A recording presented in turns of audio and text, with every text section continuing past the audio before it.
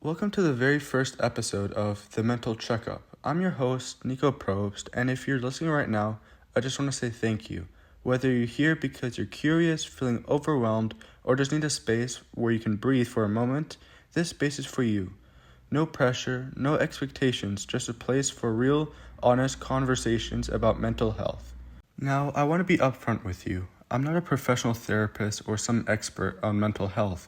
I'm just a high school student who's seen what struggling with mental health looks like, not just in myself, but in the people around me. I've watched friends battle stress, anxiety, self-doubt, and those feelings of being completely lost, even when everything on the outside looks fine.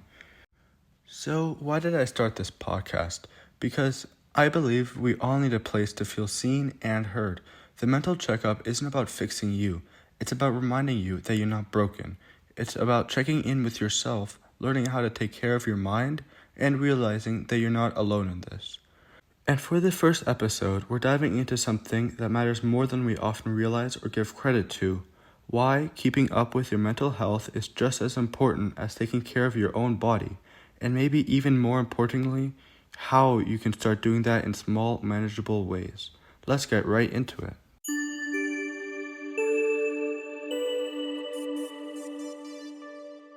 Have you ever felt completely drained even when you're just lying in bed doing nothing?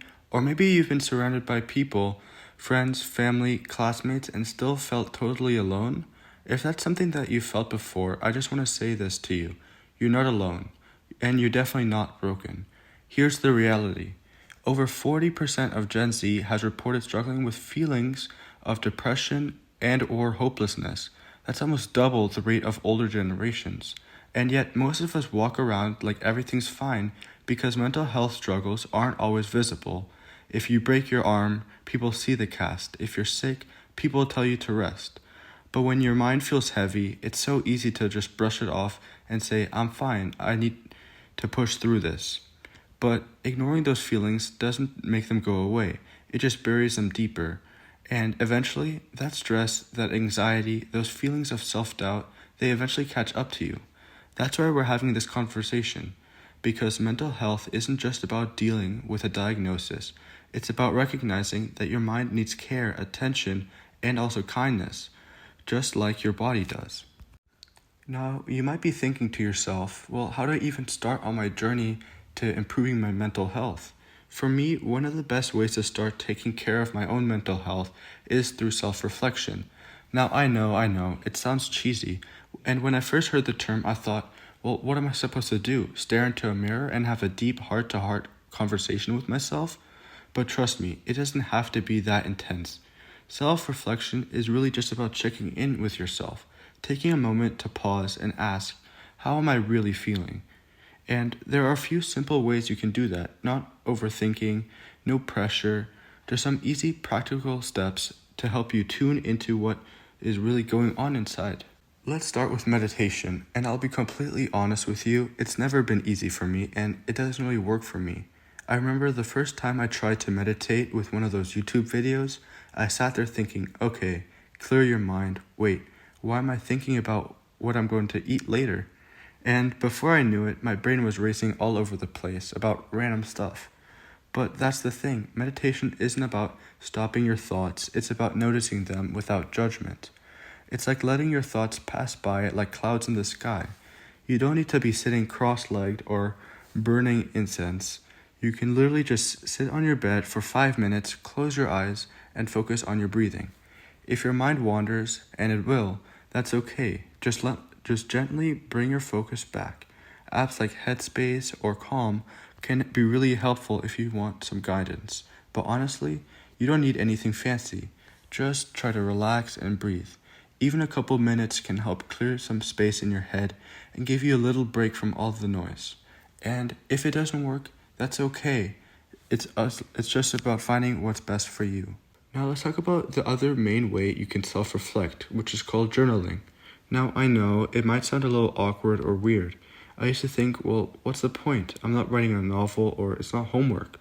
But journaling isn't about writing something perfect or grammar-free. It's about getting what's in your head out.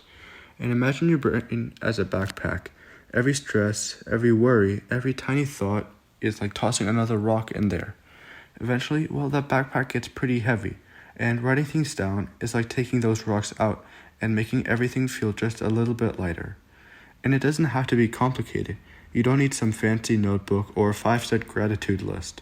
Just grab whatever you have and write what's on your mind. And here's some simple prompts to get you started. What's one thing that's been on my mind today or lately? How am I feeling right now and why? What's one small win I had this week? Now for me, journaling before bed helps clear my mind and makes it easier to fall asleep without all those racing thoughts.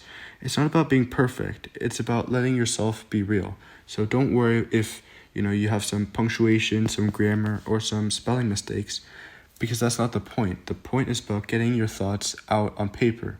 If meditation or journaling doesn't really seem like something for you, there are so many other ways you can self-reflect on your own thoughts and your mental health. And the final one I'm going to be talking about today which is probably the hardest one, but also the most powerful one, is just talking about it. Opening up about your feelings can be very scary. I used to think, what if I sound dramatic? What if no one gets it? But here's the thing. You don't need to spill everything out all at once. You can start small. Just a text to a friend that says, "Hey, I've been feeling a little off lately. Can we just talk about it?" Can make a huge difference. And if you're not ready to talk to someone else, just talking out loud to yourself can help so much in your mental health journey. Seriously, record a voice memo on your phone or just say things out loud in your room. It might feel weird at first because, you're not talking to someone else, but hearing your own thoughts spoken out loud can help you process them in a completely different way. And remember, the goal isn't about finding someone who can fix it. It's about feeling seen and heard. And sometimes that's exactly what you need to take the first step towards healing yourself. So why does all of this really matter? Why should you care about something as invisible as your mental health, especially when life feels too busy or overwhelming to even think about it? Well, your mental health isn't just about what's going on in your head. It touches every single aspect of your life, often in ways we don't even realize. When your mind is struggling, it doesn't just stay tucked away in your thoughts like in a bottle. It spills over into your body, relationships, and even into your future. And let's start with your body. You might not see it right away, but stress, anxiety, emotional exhaustion all take a physical toll. Long-term stress can mess with your heart, weaken your immune system, disrupt your sleep, and even lead to chronic pain. Have you ever had a headache that just wouldn't go away? Or felt physically exhausted without doing anything? That could all be because your mind is asking for help. And your brain and body are all connected in powerful, complicated ways. And when one starts to suffer, the other follows. And a classical and really showing example is called broken heart syndrome. And that's when you have such an emotional toll on your body that your heart actually can go into cardiac arrest, aka it's stopping. And while this is really rare and very severe, this just shows how important this mind-to-body connection really is. Now, then there are your relationships. It's easy to think that if you keep your feelings to yourself, they won't affect anyone else. They're in your head after all. But the truth is, bottled up emotions don't just disappear. They find their way out in other ways. Maybe you snap at someone over something small, or maybe you start pulling away from the people you care about without even really realizing it. When you're carrying emotional weight, it's hard to connect with other people. It's harder to be patient and harder to show up fully for the people in your life. And then there's your future self. I know it can be hard to think about the future when you're just trying to get through today, but the habits you build now, even the small ones, shape the way you'll feel tomorrow, the next month, and even years from now. Ignoring your mental health doesn't make the struggles disappear, it just buries them deeper. And the longer you wait, the heavier they become, turning into habits and thought patterns that are much harder to break later on. But here's the part I want you to hold on to. You don't have to fix everything at once. This isn't about having all the answers or making huge, dramatic changes overnight. It's about starting small, taking one step, no matter how tiny, towards taking care of your own mind. Maybe that step is journaling for 5 minutes, talking to a friend, or just giving yourself permission to rest. Every small step counts. Even little efforts is progress. You don't have to be perfect. You just have to start. Before we wrap up, I just wanted to start a small tradition on this podcast where I leave you with a little challenge. Nothing overwhelming, nothing that should feel like a homework to you. Just one small step to help you in your journey of self-improvement. This week, try one form of self-reflection. It doesn't have to be all three. Maybe you try sitting in silence for a few minutes meditating. Maybe you jot down a couple of thoughts before bed. Or maybe you just try to open up to someone you trust and say, hey, I've been having a tough time lately.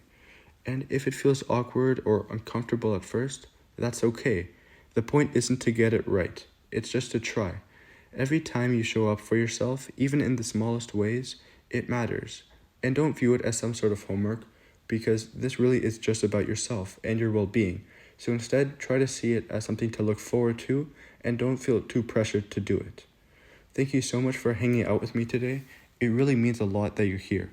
If this episode felt really helpful, or if you just want to keep this conversation going, please hit that follow button so you don't miss next week's episode. We're going to dive into something a lot of us struggle with: how to deal with that inner voice in your head that tells you you're not good enough, also known as imposter syndrome. Until next week, and take care of your mind. You deserve it. I'll talk to you soon.